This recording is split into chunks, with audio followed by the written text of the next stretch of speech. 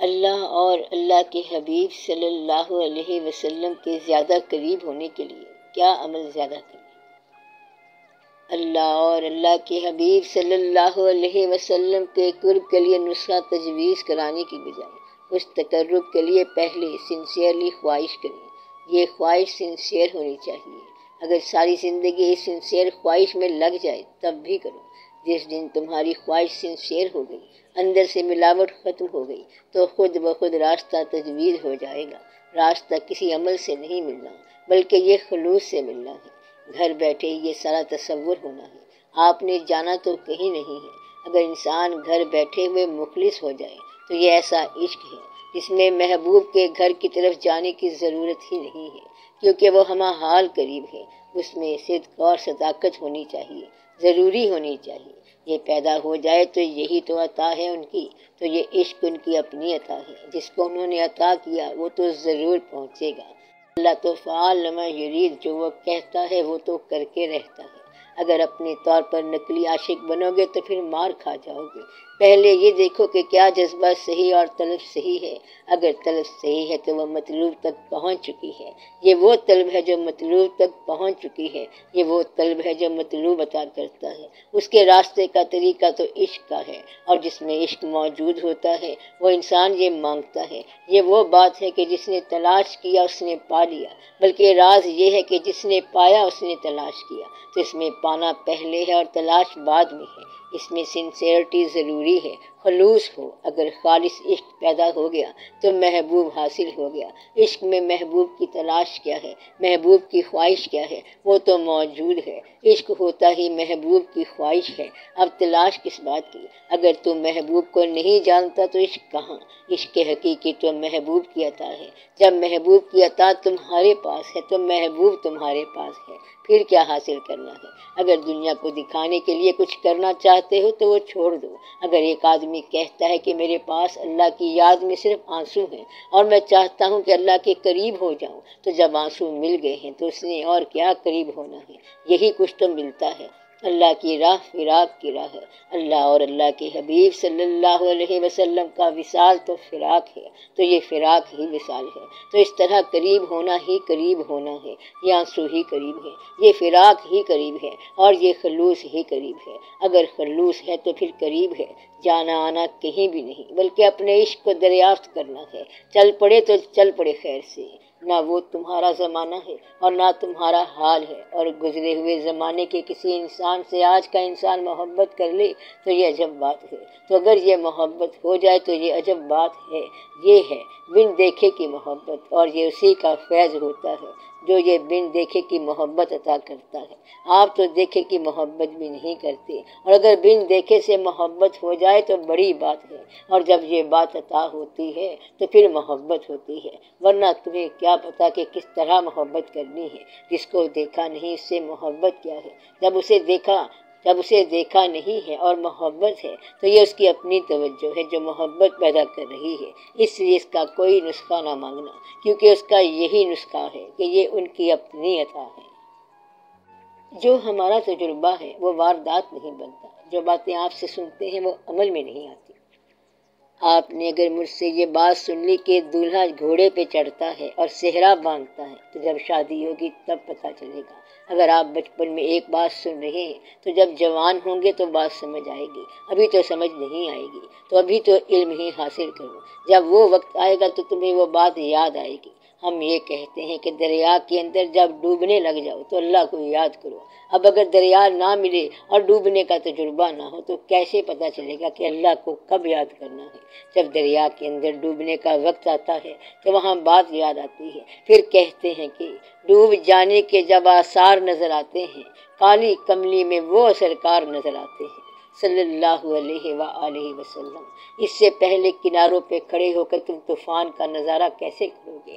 جب گردن پر اسرائیل علیہ السلام کا ہاتھ ہوگا، وہ اپنے بھائی ہیں، پھر ہم کہیں گے کہ حساب کرو، پھر تمہیں یاد آئے گا کہ ہم نے تو تمہیں یہ بات بتائی تھی کہ جب اسرائیل علیہ السلام کا ہاتھ گردن پہ ہو تو حضور پاک صلی اللہ علیہ وسلم کو یاد کرو، پھر بچت ہو جائے گی۔ اگر تمہیں آج ہی اس واردات کا تجربہ چاہیے تو پھر تو تم گھر سے اجازت لے کے آؤ، ہم یہ یہ باتیں موت کی بتا رہے ہیں، اللہ کے راستے کی بتا رہے ہیں، اور جب راستے پہ چلو گے تو پھر یہ بات سمجھ آئے گی کہ یہ کیا باتیں ہیں۔ تم تو ڈاکٹر بن کے بھی پریشان ہو، انجینئر سے پوچھو تو وہ انجینئر بن کے پریشان ہے، اور ان کے ماں باپ سے پوچھو تو وہ دونوں سے پریشان ہیں، ان کی بیویوں سے پوچھو تو وہ بھی پریشان ہیں۔ مطلب یہ ہے کہ پریشانی کی وجہ شعبہ نہیں ہے، پروفیشن نہیں ہے، بلکہ پروفیشن کوئی بھی ہو، اچھا بندہ جو ہے وہ اچھا ہی رہتا ہے اور برا آدمی برا ہی ہوتا ہے۔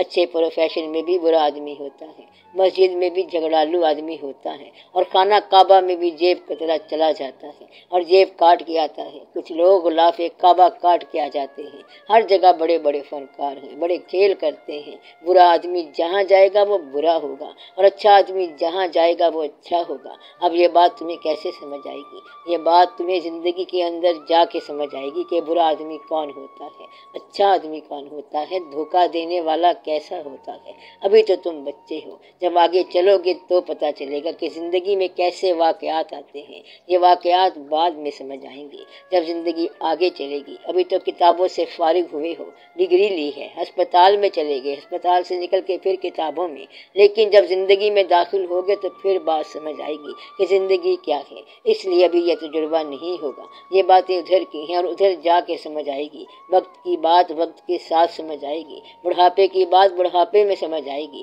آج اگر میں بتاتا ہوں کہ جب بڑھاپے کے دن آ جائیں تو آپ اس طرح زندگی گزارنا، اب جس پہ بڑھاپا آئے گا وہ بتائے گا کہ کیسے زندگی گزارنی ہے۔ جوانی والا کیسے سمجھے گا کہ بڑھاپا کیا ہوتا ہے؟ بچہ اگر پوچھے کہ یہ کیا باتیں کرتے رہتے ہو تو اس سے کہو کہ بیٹا بات یہ ہے کہ تم نے ابھی یادیں پیدا کرنی ہیں اور ہم نے یادوں میں زندہ رہنا ہے، تو یہ بڑا فرق ہے۔ تو بچے نے بھی یادیں پیدا کرنی ہیں کہ یادیں ہوتی کیا ہیں، پھر یاد کیوں کیا جاتا ہے، اور ہم یادیں پیدا کر کے آگے، اور یہ سارا سرمایہ لے کے ہم بیٹھے ہیں اور یادوں کو یاد کر رہے ہیں۔ تم یہ کیسے جانو تو بوڑھے آدمی کی زندگی کیا ہوتی ہے، جوان کی زندگی کیا ہوتی ہے، اور بچے کی زندگی کیا ہوتی ہے۔ تم اپنے دور کو دیکھو کہ تم کیا ہو۔ تمہارے لیے واردات کا بھی بہت وقت پڑا ہے۔ یہ بات کب سمجھ آئے گی؟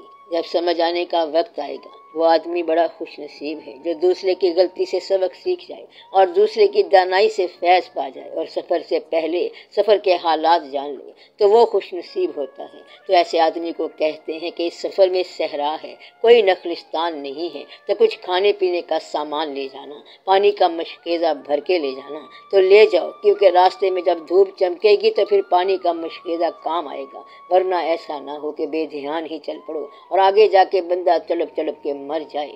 تو اس لیے سفر کے بارے میں پوچھتے ہیں۔ جب یہ باتیں سنی ہوتی ہیں تو پھر کان میں دوبارہ یہ باتیں گونجتی ہیں کہ یہ واقعہ تو یوں ہے، وہ واقعہ تو یوں ہے۔ میں نے بتایا تھا کہ جوان آدمی کی کچھ یادیں ہوتی ہیں اور کچھ پروگرام ہوتے ہیں۔ انسان کب جوان ہوتا ہے؟ جب وہ مستقبل کا پروگرام بنائے کہ یہ کریں گے وہ کریں گے، تو یہ جوانی کے دن ہیں۔ بڑھاپا کب ہوتا ہے؟ جب انسان کا صرف ماضی ہوتا ہے کہ یہ کیا تھا اور وہ کیا تھا، دیٹس آل۔ پھر یہ واقعہ اور ہو جاتا ہے۔ بوڑھے آدمی کا صرف ماضی اور ماضی ہوتا ہے، اس کے پروگرام نہیں ہوتے۔ اب یہ فتویٰ نہیں دے سکتے کہ انسان زندگی میں کس طرح وقت گزارے۔ زندگی اللہ کے فضل سے گزرتی ہے۔ اگر وہ چاہے تو آنکھیں کھل جاتی ہیں اور نہ چاہے تو انسان کا وقت ضائع ہو جاتا ہے اور گزر جاتا ہے۔ تصور شیخ کیسے ہوتا ہے اور کیا یہ جائز ہے؟ تصور شیخ بالکل جائز ہے۔ تصور کوئی علیحدہ ایکسرسائز نہیں ہے، ورزش نہیں ہے۔ اگر آپ کے ذہن پر آپ کی محبت چھا جائے تو یہ تصور شیخ بن جاتا ہے۔ یہ محبت کی بات ہے۔ کسی آدمی سے محبت ہو تو محبت کہاں ہوتی ہے؟ آپ کے دل میں ہوتی ہے۔ اگر کسی کا چہرہ دل میں قائم ہو جائے تو اسے تصور کہتے ہیں۔ تصور جو ہے یہ سائنٹیفک نہیں ہے کہ غور کرو، تصور جماؤ، شیخ کا فوٹو سامنے رکھو تو جو چیز دل کو بھا گئی ہے وہ تصور بن گیا۔ تصور شیخ ہمہ حال چلتا ہے۔ اگر راستہ دنیا کا ہو تو تصور شیخ باطل ہے، اور اگر راستہ دین کا چل رہا ہے تو تصور شیخ جائز ہے۔ تو یہ مسافر کی حالت پر ہے کہ تصور شیخ کب جائز ہے، کب ہوگا؟ جب تمہارا عمل جائز ہو۔ یوں سمجھ لو کہ جب بچہ امتحان دے رہا ہو تو وہ کہتا ہے کہ میرا یہ سوال غلط ہو گیا تھا، مجھے وہاں استاد کا تصور آیا تو میں نے سوال ٹھیک کر لیا تھا، تو استاد کا تصور غلط سوال کو ٹھیک کرا دیتا ہے۔ باپ کا تصور جو جو ہے وہ گناہ سے بچا دیتا ہے۔ وہ سوچتا ہے کہ جب یہ خبر ابا جان کو پہنچے گی تو وہ ناراض ہو جائیں گے اور ان کا ہارٹ فیل ہو جائے گا۔ میرے عمل کی خبر یا میری بدعملی کی خبر جب میری ماں کو پہنچے گی تو ہم تو برباد ہو جائیں گے، اور خدا نخواستہ میرے بہن بھائیوں کو یہ خبر مل گئی تو پھر کیا بنے گا؟ گویا کہ آپ کا عمل بدل گیا۔ تو یہ ماں کا تصور ہے، باپ کا تصور ہے، یاد کا تصور ہے۔ شیخ کے تصور کا مطلب یہ ہے کہ یہ ہمارا شیخ ہے، اس راستے کا شیخ ہے۔ اگر اسے اس راستے کا شیخ ماننے کے بعد میں نے دودھ میں کچھ پانی ملانا شروع کر دیا تو پھر تو وہ ناراض ہو جائے گا۔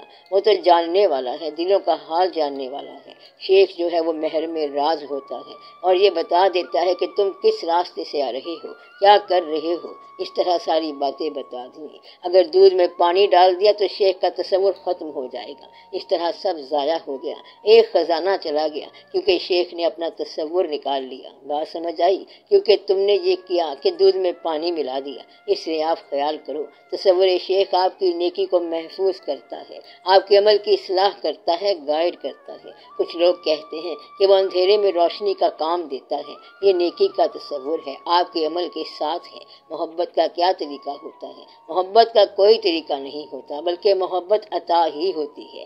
شیخ خود یہ دیتے ہیں، آپ نہیں لے سکتے۔ کہتا ہے کہ ہم بہت تصور شیخ کرتے ہیں، وہاں جب گئے تو شیخ کو ہم نے ٹکٹکی باندھ کے دیکھا، باہر نکل کے پھر تصور ضائع ہو گیا۔ باہر نکل کے اس نے جب دنیا کا لالچ دیکھا تو تصور کدھر سے آئے گا؟ تو اب دعا کرو، وہ تمام دعائیں جو آپ کرنا چاہتے ہیں وہ دعا کرو۔ اللہ تعالی ہماری زندگی کے اندر اصلاح فرمائے تاکہ ہم اپنے آپ پر راضی رہیں، دنیا بھی ہم پہ ناراض نہ ہو اور اللہ تعالیٰ بھی ہم سے راضی رہے۔ یا اللہ ایسی زندگی عطا فرما کہ ہم راضی، ہمارا سماج راضی اور تو راضی۔ یا اللہ ہمارے حالات بہتر ہونے چاہیے، کہیں یہ نہ ہو کہ ہماری حسرتیں رہ جائیں۔ یا رب العالمین یہ میلہ ہے اور ہمیں اچھی طرح میلہ دیکھنے کا موقع عطا فرما۔ آپ کے اس میلے کے اندر ہمارے ساتھ بہتر سلوک ہونا چاہیے تاکہ ہم آسانی سے گزر جائیں۔ یا رب العالمین توفیق عطا فرما، مہربانی عطا فرما اور اپنے محبوب صلی اللہ علیہ وآلہ وسلم کا راستہ عطا فرما، ان سے محبت عطا فرما۔ بیماروں کے لیے بھی دعا فرما دیں۔ یا رب العالمین بیماروں کو شفا عطا فرما، تو نے جب زندگی عطا فرمائی ہے تو اس کے اندر آسانی عطا فرما۔ یا رب العالمین بیماری بھی ڈرا کر لوگوں کو آسانی دے، شفا دے۔ یا رب العالمین سب کو شفا دے، مہربانی کر۔ صلی اللہ تعالی علی خیر خلقہ و نور عرشہ افضل الانبیاء والمرسلین محمد و آلہ و اصحابہ اجمعین برحمتک یا ارحم الراحمین۔